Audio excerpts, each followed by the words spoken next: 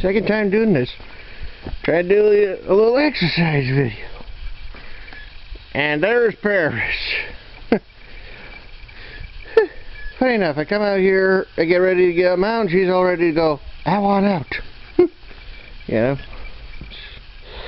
Having a little issue with this camera, you know. Seem to be having some issues. Well, what I'm going to do is just show you some simple exercises that any gardener does automatically.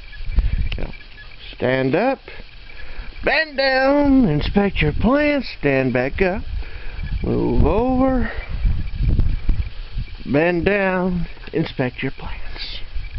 Yeah, it's that simple. Yeah. You don't need to do anything real complicated or anything. You know, you just look at the plant, bend down, clear out all your weeds. Well, looks like that rose might make it, or it might not. You know? We'll see about that one, you know, in the future.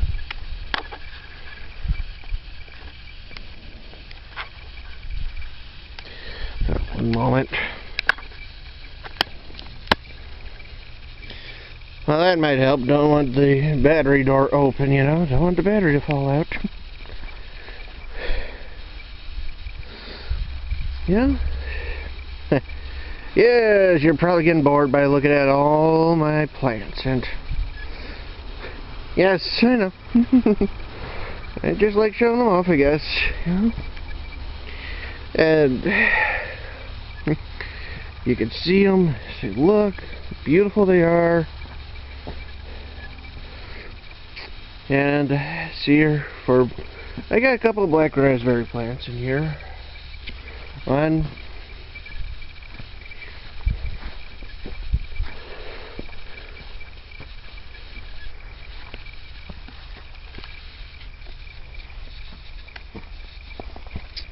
and two. Well, there might be a couple of canes right in there. You know, I got a bunch of reds in here. Need to stop buying red Killarneys. And I got a couple of blackberries in here.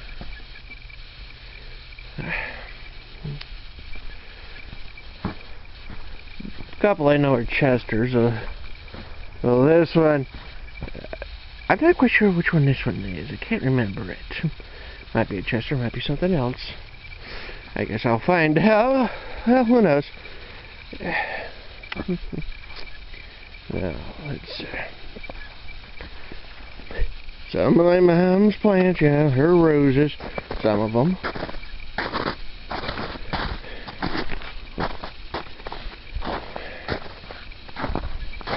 And, of course, here's, along in here, some chrysanthemums. And, of course, my grapes. And some gooseberries. Kinda wonder how these things did, you know. Hope you don't have to do too much clipping on these, you know. I mean, if it happens, it happens, you know. And of course, these are my red lakes. And they had some ugly branches. I actually had to clip off said branches and they put them in the ground, you know. Same thing with the gooseberries. Ugly branches I had to cut off, you know, because they were trailing and all that stuff. And here's some more of my roses. And a number of these are cuttings that I cut from the roses, from the rose bed right up here. You know. Put them in a pot of dirt and waited, you know. And like I said, only 8 of them survived the whole process. And developed roots and all that. And, well, we'll see what happens in the spring, you know. I'm looking forward to it, you know. I mean, I don't know if any of them are going to make it, but, you know, you always hope. And these are my blueberries. And among here, kind of have to be careful, you know. Don't want to accidentally step on anything, you know. This one here is the blueberry glaze, and it's a lovely color, you know, lovely reds, lovely greens, you know, it's just beautiful. The blaze is supposed to taste like the wild blueberries, you know, and this one here's the peach sorbet. Now, I'll be honest, I put these all in this year. Same with the grapes and the red currants and the gooseberries. I am not expecting any berries to come from them as a result. If it happens, okay, it happens. But if it doesn't, well, I'm expecting not to have any berries. Which is why you have things, you know, will give you berries. Like fall-bearing raspberries, you know. Those yellows I've shown you time and time before. As well as the varieties like the Heritage and the Polano. Amongst other ever-bearing varieties, which will produce fruit for you in the fall. And then after that, you just wait, really. I mean, that's the whole thing about growing fruit. Do not expect to have a big harvest tomorrow. If that's why you plant them, well, if you're a commercial gardener, that's your job.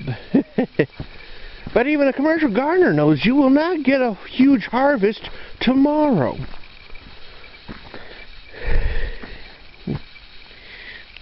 After all, it takes at least a couple of years for some of this stuff to fully develop.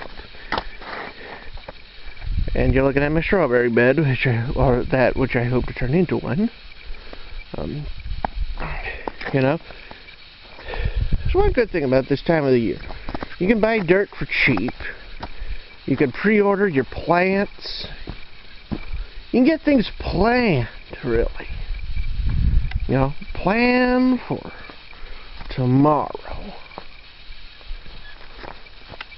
Or rather, next year. I can't wait for that branch to fall. That way, less of a headache. You know, chop it up into firewood, you know. Although, as you can see, this one is the Yellow Willow's neighbor, and I wouldn't be too surprised if it's a sibling, you know. It's just, well, it's a fact of life, you know. These two trees, they're easily 100, 150 years old, if not older, and, well, if I was to show you the inside, let's take a look around. Let's take a look around. I mean, it's rotted on the inside, and it was like that in life, you know. As you can see, we cut limbs off of these two trees all the time, or because one grew too old and fell, broke, and you had to cut it off. So what's going to happen with this tree eventually? It's, for safety reasons, I'm going to have to eventually. Which is kind of sad, you know. But, like I said, it happens. It's a fact of life, you know. Nothing lives forever.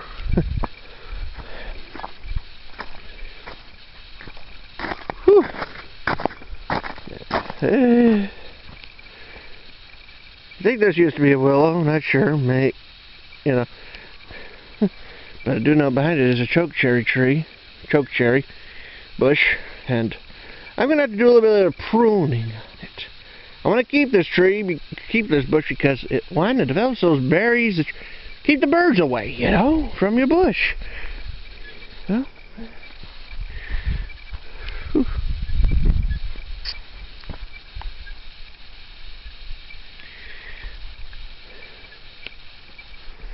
though, I could use some practice in learning how to prune. For my blueberries, you know. Let's take a quick look at my Polono. I see some branches are broken over. I'm gonna have to prune them. Which is sad, but necessary for the crop, for the health of the plant. You know, that happens. You know.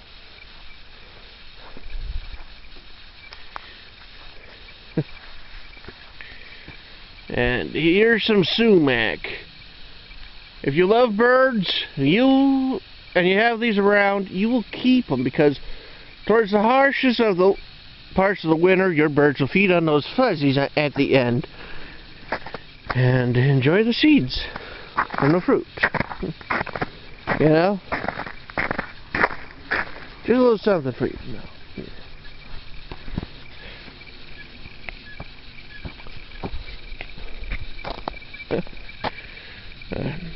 More of my uncle's field.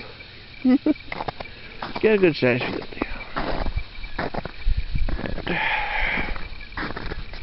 Now, I know I can grow blackberries and raspberries in here, and let me show the proof that says I can grow. Said, well, right here is, I think, is a wild raspberry or something. But I'll show you more certain proof. Certainly proof I can grow trees in this area. Plenty of trees. Don't know if I'll trim them or what. You know, that's happening. And I'm stepping on a lot of, I think it's goldenrod, maybe Clive, or something, you know. Plenty of organic material, anyways, that's for certain.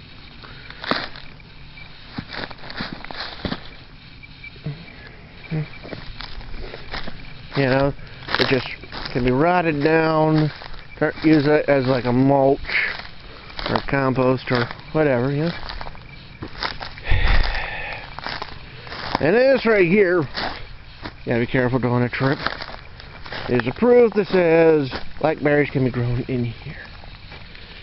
There's some wild ones right here, very thorny. These are wild blackberries, very thorny. There's even a wild grape or two crawling up this tree.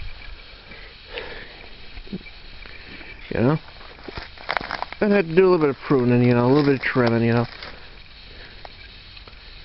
Might even manage this little section. Be kind of fun. You know?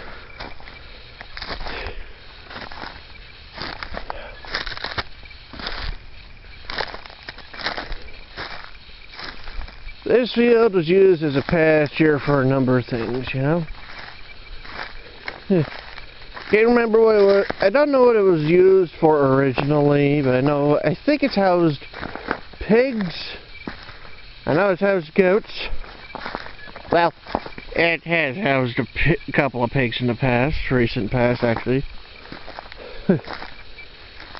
And goats. More than a few. I believe there's been a couple of horses in here over the years, and well, this one tenant tried to grow corn.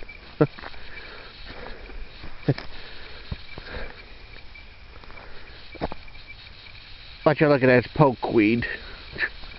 Do not eat it. It is not good for your health. That's just corn. If you know what corn is, you know what corn is, okay? And I've said about corn. Apparently my grandfather used to grow tomatoes down here too. But, well, you know, that was years and years ago. And I mentioned to you there was some flooding. Well, as you can see, nothing standing at all. Although, if you really, really want to see the local trout stream, there it is. It does have a mind of its own from time to time. I've swam in it, fished in it, nothing worth catching, or at least worth keeping. I've never caught a fish that was of the legal limit. Well, actually maybe a couple of times. And maybe, but not in this stretch, you know. I've never really caught anything worth mentioning, well, at least myself, you know. I mean, yeah, when I stock it, yeah, you could probably catch plenty, but I call that cheating, you know. What's the fun in fishing right where they stocked them when you can wait, a few months and then try to catch something in here? That's the challenge. We got trout in here. We got suckers.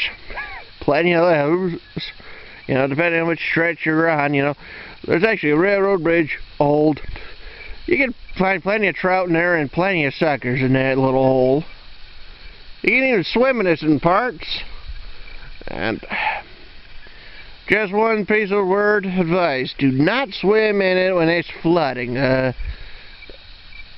Advise against it. I mean, you could probably walk in normal conditions. You could actually walk across this thing, no problems. But when it's flooding, it gets real good and strong. So I would advise against swimming during a flood situation, because Mother Nature will remind you exactly how powerful she can be, even with a simple stream. But, like I said, well, I might end up having to cut this branch down. You know, safety reasons.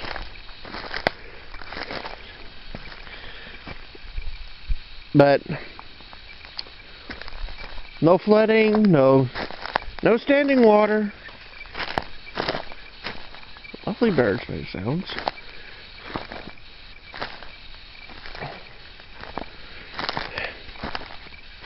And of course,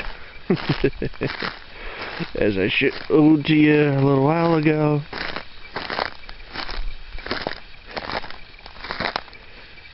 yeah,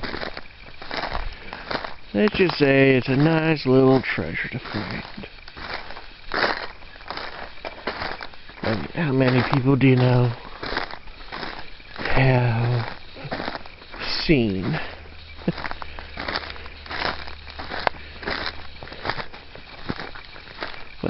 what I'm going to show you?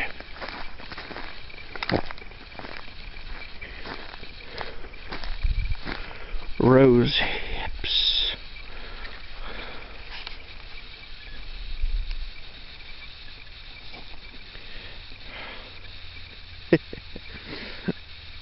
Nice little things to look at, you know, just beautiful.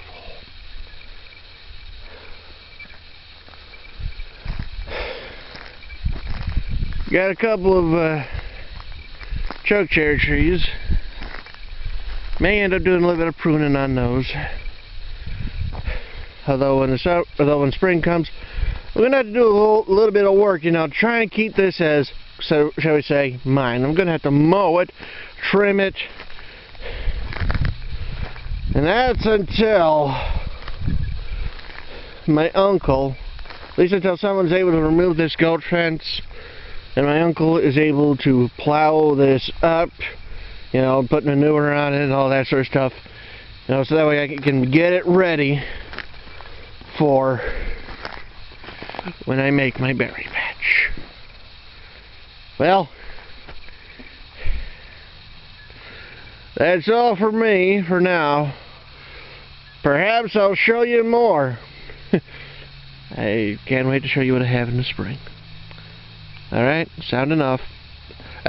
Subscribe to me, let me know if you like this, and all that other good stuff. Alright, bye.